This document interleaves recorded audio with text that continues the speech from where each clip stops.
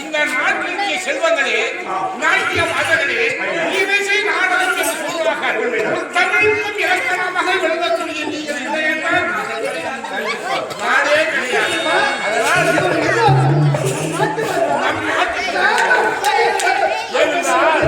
இந்த நாடக கலையிலே சேர்ந்தவர்கள் அதற்கு நீ கொடுக்க வேண்டும் என்று மன்னகாத்தை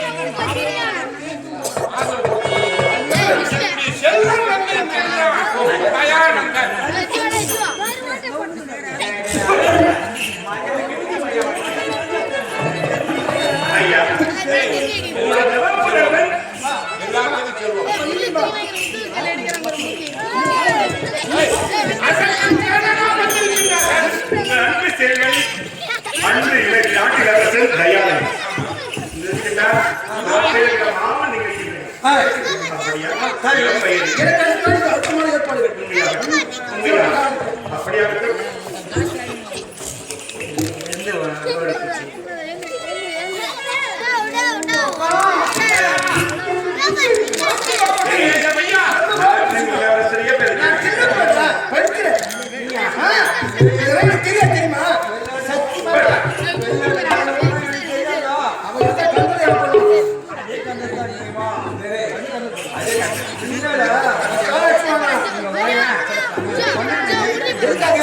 யார் அவங்க திறமையா ஆடுவார்களா வாழ்வார்களா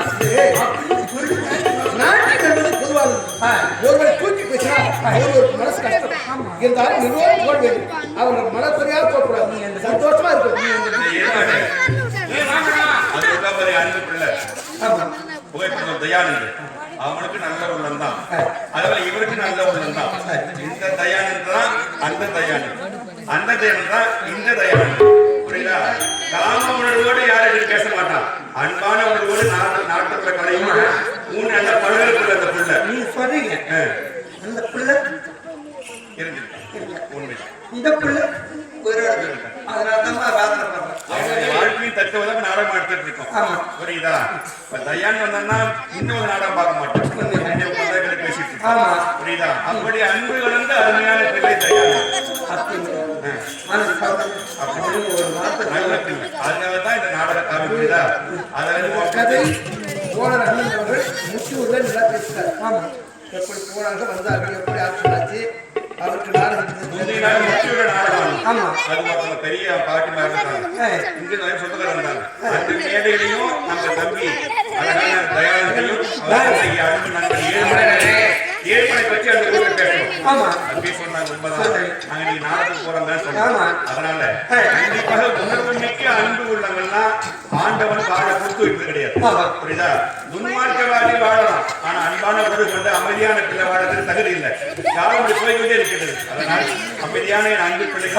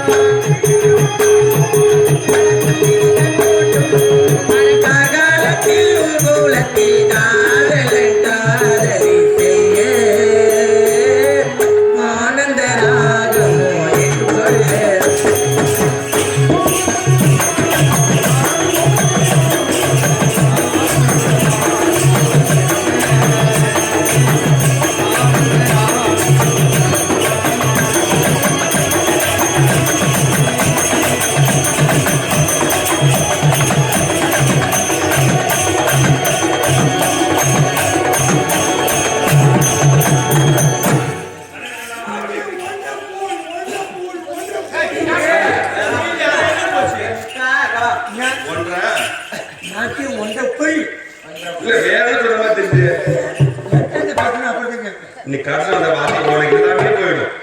பறிச்சு எடுத்துருவோம். போ. அப்ப இந்த மாதிரி குடம் கட்டணும்.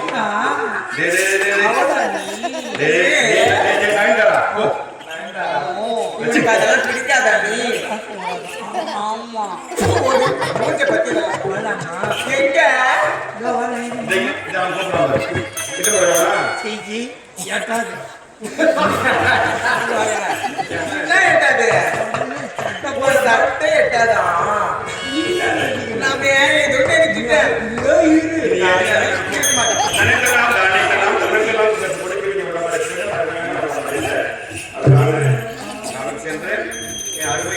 நண்பருமான ஏழுங்களுடைய இல்லார் இல்லத்தரசி கரம் பிடித்து வந்த ஒரு நன்மை பெற்ற மகனையும் அடுத்து ஆளுக்கு நல்ல வழிக்கு போகணும். ஒரு பெண்ணாக பிறந்து ஒரு ஆடவனை மணந்து புகுந்து வீட்டுக்கு வந்து ஆணையும் பெண்ணையும் எடுத்து நல்லா படிக்க வச்சு ஆணைக்கு அந்த பெண்ணுக்கும் பெண்ணுக்கும் நல்ல பேரன் வீட்டில பார்த்து சந்தோஷமா இந்த ஜீவனுடைய ஆவி மண்ணுக்குள் போக வேண்டும். அதுதான் ஒவ்வொரு பெற்றோரும் எவ்வளவு கோடி பணம் சரி முடிச்சுட்டு ஏழை இருந்தாலும் சரி பெண்ணு கொள்ள பிறக்கணும் பேரன் வீட்டில் பார்க்கணும் சந்தோஷமா வாழணும்.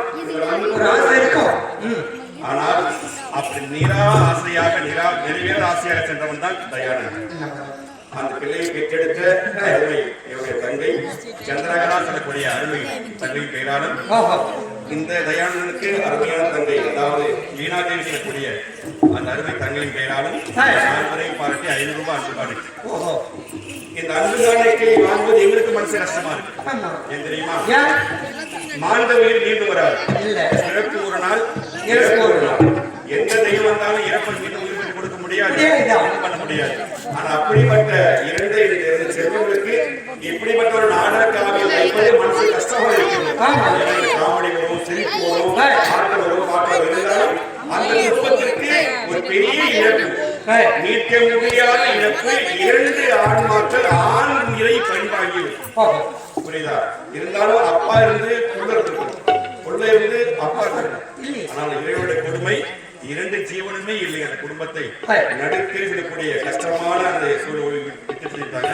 வீட்டுக்கு போகும்போது அந்த தங்கச்சி அழும்போது எனக்கு மனசு கஷ்டமா இருந்துச்சு. உண்மையிலே எனக்கு ஏன்னா சேகரமே அவ்வளவு பாசம். நான் 30 ஆண்டுகளுக்கு முன்பு நாடகம் எடுப்பது பருப்பில்பட்டு நேரடியாக வந்து எனக்கு நாம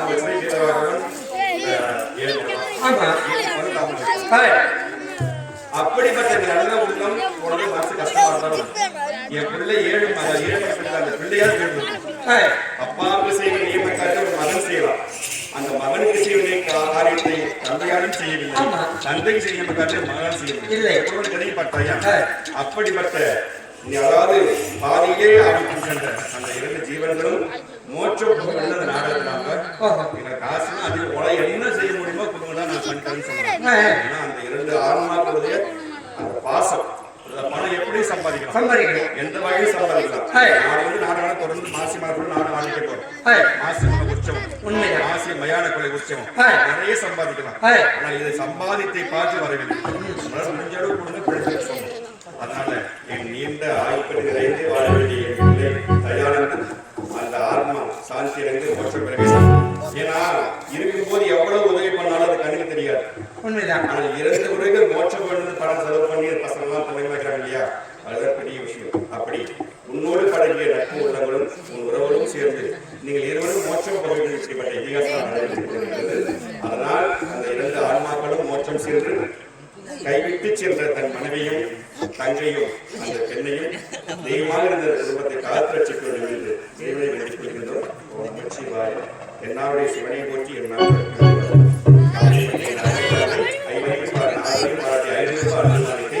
அந்த நாளைக்கு அவருடைய கல்வியின் வாழ்வில் இல்லாமல் எல்லாயிரத்தி சொந்தமான பேசிவிட்டு சிவராமி சிவனுடைய அமிர்தத்தாலும்